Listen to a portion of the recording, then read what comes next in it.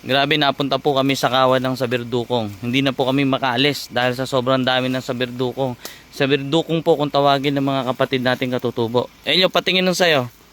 Napakarami. Sa'yo tol, patingin nga yun sa'yo. Ayan o, napakarami.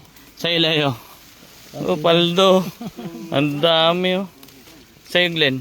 Konti lang. Ay, kukunti kay Glenn o. Ayun ako konti. Ay, grabe. Grabe naman yan o. Napakarami. Tingnan niya sa'yo Jeboy. Uy, grabe. Tingnan.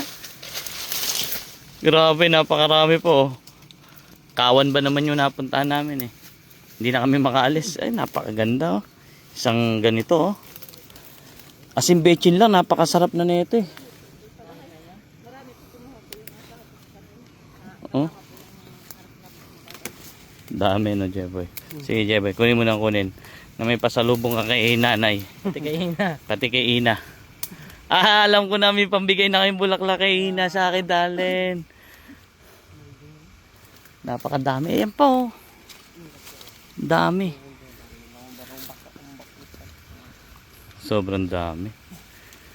First time po nangyari to. First time nangyari to. Ang ganito karami lang no. Pero kuya, dito pa lang tayo sa gilid. Hindi pa tayo pumapasok. Oo nga.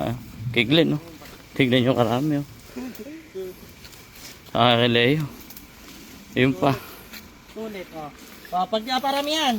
Paramihan. Nasaan sa inyo? Ate. Dito. Dito. Oo. Oh. Sige, ganyan nyo. Bukan nyo dito. Dito yan, sama kayo. Open mo sa'yo may kay Glenn. Yan. Titingnan natin kung sino mas marami. Oo nga, ang dami oh. Leo, buksan mo sa'yo. Leo, buksan mo. Game game.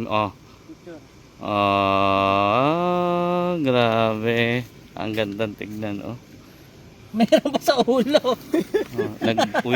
Kumakapit boy ah.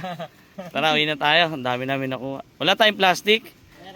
Ganyan kami nung bata eh. Talaga kahit manguha ka ng santol, manguha ka mangga, bayabas, saka damit eh. Sa gilid lang ho ng daan to. Pero ito yung bundok. Nasa bundok kami. Grabe. Napakaganda oh. So ano, pangilang ulam na to? Yung ganito karami. Pagka nagluluto kayo. Madalang naman Tol, sila. pangilang ulam Ganyan na to? karami. Pwede minsan kung depende sa kakain. Pero kung Pag laging walang ulam, yan. ito tatlo. Tatlong ulaman na to. Tara. Paldo. Ano Elio? Nakaka-relate ka ba sa pangunguha ng mga ulam sa bundok? Para pagka ikaw eh kaya mo na, bubuhay ka, di ba? Pagka mag-isa na siya, wala na siya sa bahay. Dapat matuto ka.